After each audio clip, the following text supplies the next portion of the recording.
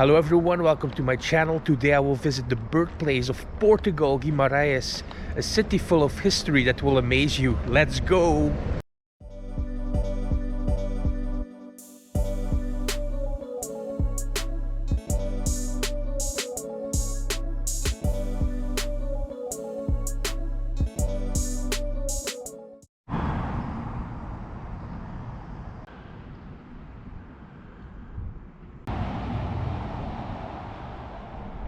And here we have the cultural palace installed in this beautiful building, the Villa floor from the 18th century. Look at this. And such a peaceful place here in the morning. Look at this, how quiet the gardens are. You can hear the birds. And look at this. So beautiful, small garden here.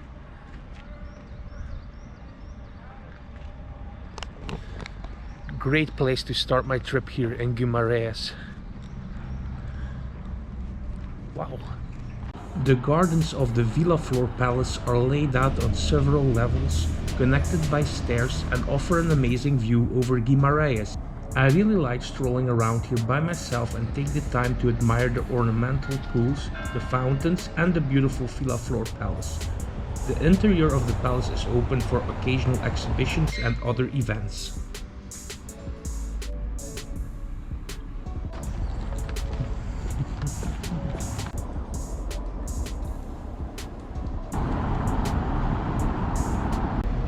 Guimarães is a very nice city to walk in, and over here we have like an old tower that was a part of the old city wall, and you can actually read the text there saying Aqui nasceu Portugal, which means Portugal was born here. So like I said before, it's a city full of history.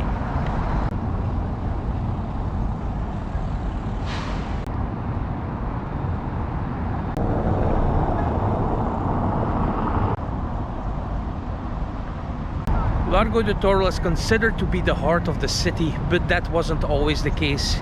Back in the 17th century, the square here was located outside the city walls, and it was used, for example, to hold fairs, selling various products, cattle, yeah, whatever you can think of in that period of time. And look at this now, beautiful place with the fountain, a beautiful building as well there with the tiles, and look at those balconies. They look so nice.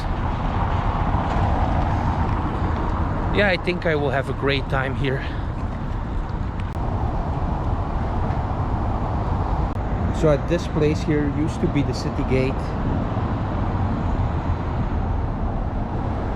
and like I mentioned before, over there is the square.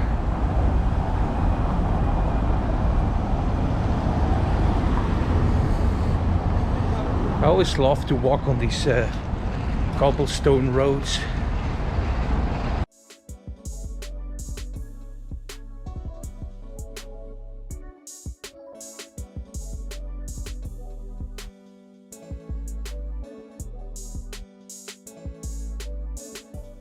The Largo de Oliveira owes its name to the centuries-old olive tree planted here on the square. And this is the olive tree here. And also look at the beautiful houses surrounding the square, typical of North Portugal. And over here we also have a Gothic shrine. Beautiful, right? It was built during the reign of Afonso IV to commemorate the Battle of Salado. So yeah. And over here we have this church. Maybe let's see if we can take a look inside. I was very excited to visit the Igreja de Nossa Senhora da Oliveira, with as highlights the impressive main altar and the 18th century paintings by Brazilian painter Pedro Alexandrino. Really worth a visit in my opinion.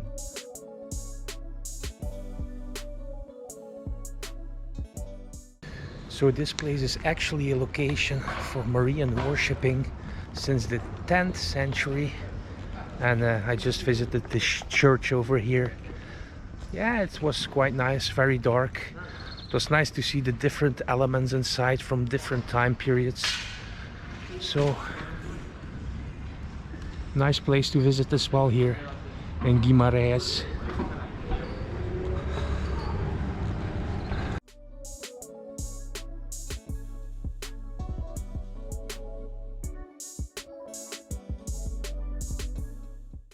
The Rua de Santa Maria is a medieval street that was built to connect the convent founded by Madonna with the Guimarães Castle. For centuries, this was actually one of the most important streets in Guimarães.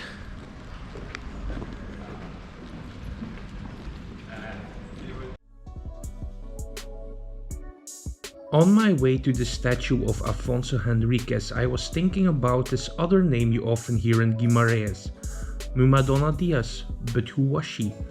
Well, she was a countess of Portugal, rich, celebrated, and the most powerful woman in the northwest of the Iberian Peninsula.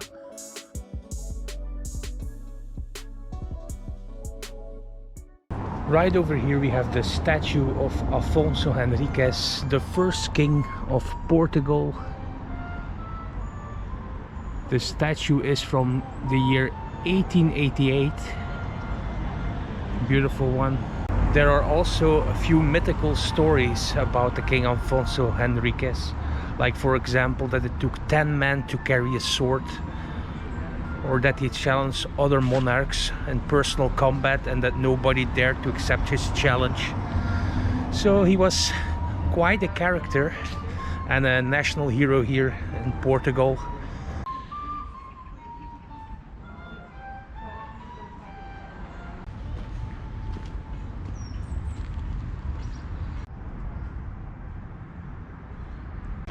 Look at this beautiful little church here, the Igreja de São Miguel. Beautiful, right? The oldest reference of this church dates back to 1216, and it is believed that the first king, Afonso Henriques, was baptized here. So look here.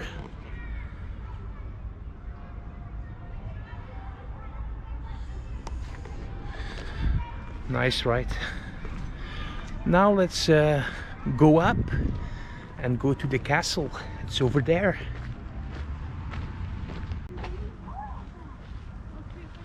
And here we have it, one of the 7 wonders of Portugal, the Guimarães Castle. Look at this, how impressive this building is. It was built under the order of Madonna Dias in the 10th century to defend the monastery from attacks by the Moors. If you look at this, you feel so small next to it. So impressive. So let's take a look inside.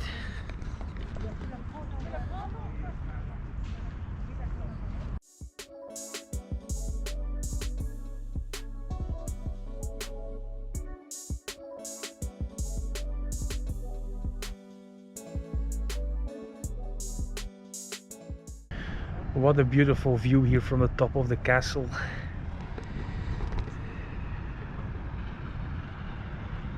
On the palace over there and the church.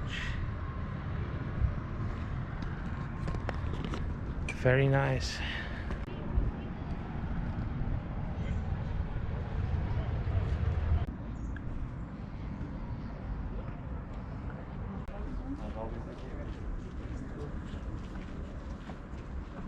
Well, that was a very short visit to the castle here. I think I was inside for maybe 10 minutes. And unfortunately, all you could do there was just walk around the castle, on the castle walls. You could visit nothing inside, everything was closed. I don't know if it's always like that. But yeah. And if you look at this castle, actually, you think, wow, it's huge, you know? Like, it's so big. But once inside, it's like, wow. Yeah, but for a price of €8 at this time for 3 museums like the castle, 2 other museums, it's not that much, and it's for sure worth a visit in my opinion. but don't expect like a very huge castle with rooms and armories, you know, because nothing is there.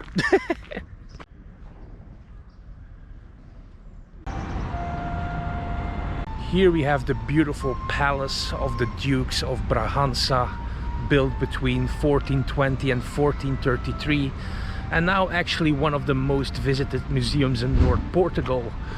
Look at this.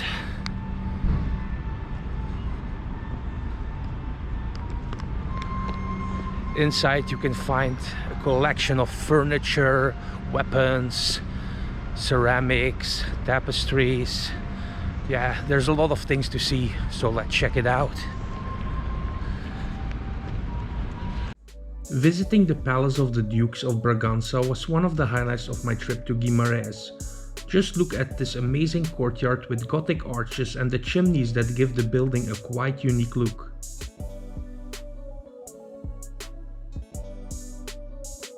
Highlights of this visit are the Pastrana tapestries, a set of 4 large-sized tapestries, the chapel and the Great Hall with its impressive wooden ceiling. Awesome visit.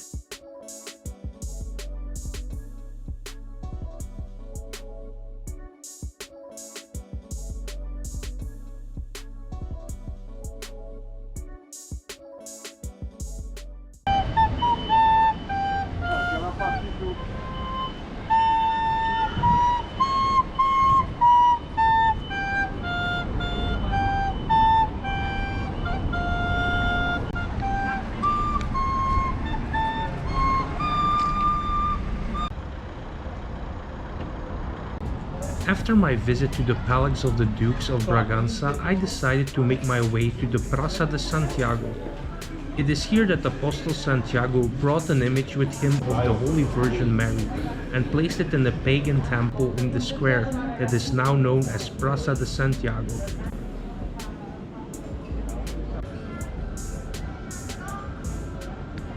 Beautiful square here, the Praça de Santiago. You can still see some traces of the Middle Ages. Look at those beautiful houses over there. And like you can see, many bars, restaurants in the area as well to enjoy a drink or have a meal. Yeah, this is a nice area.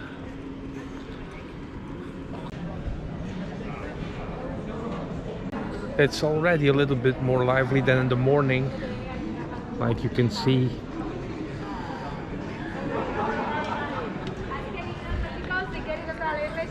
This is why I love to come in the morning as well. You know, you have the place all for yourself, and then a little bit later on you return and it's better vibe, a lot of people there. Yeah, it's great. The Alberto Sampaio Museum was created in 1928 and has an important collection of religious art with more than 2,000 pieces. So let's check it out. The first thing you see when passing the reception desk at the Alberto Sampaio Museum is this beautiful medieval cloister and garden that belonged to the Igreja de Nossa Senhora da Oliveira. It is an unique example in Portuguese medieval architecture and a really nice surprise visiting this museum.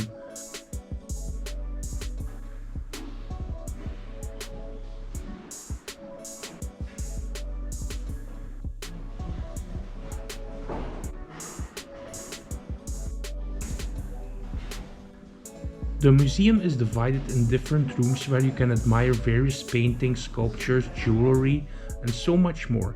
My personal favorites were the carving room with the sculpture of Our Lady of the Good Death and the Santa Clara room, which is so beautifully decorated. Very impressive.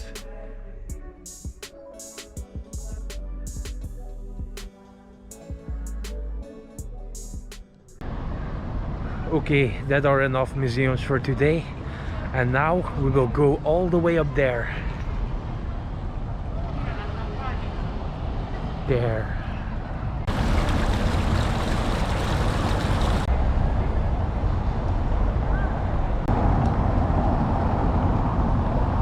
Another beautiful church here as well from the 18th century. Look at this. And and it's again decorated with the tiles like most churches here in this area. And over here a lovely park. It's actually quite a nice view you have on this beautiful church here.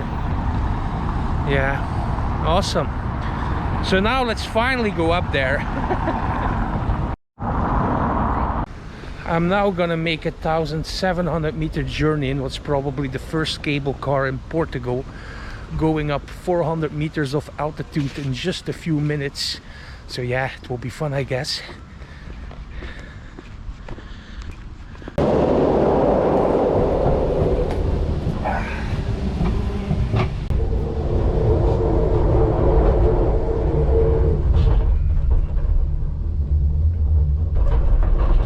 So here we are in the cable car, all for myself. I'm very happy. So let's enjoy the view.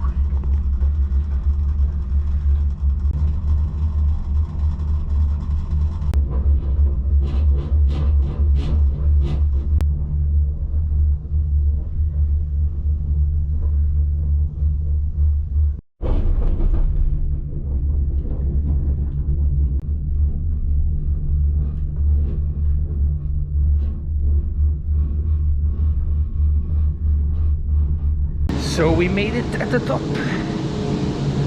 Penha Park is the highest point in Guimarães and attracts many visitors to enjoy a stunning view of the area. But before checking out this amazing view, we will take a short look inside the sanctuary of Penha.